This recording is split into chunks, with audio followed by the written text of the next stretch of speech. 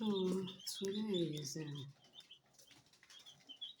the second day.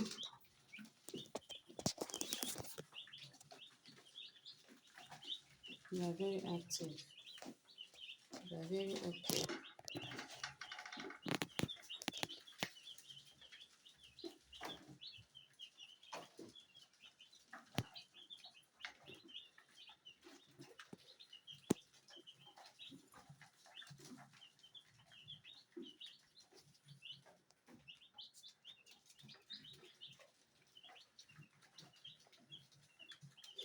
I didn't want to use this tray initially, so I used this big feeder to put their food instead.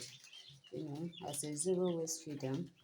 And secondly, they will be putting inside. But you can see some of them are still going inside it. I still putting inside.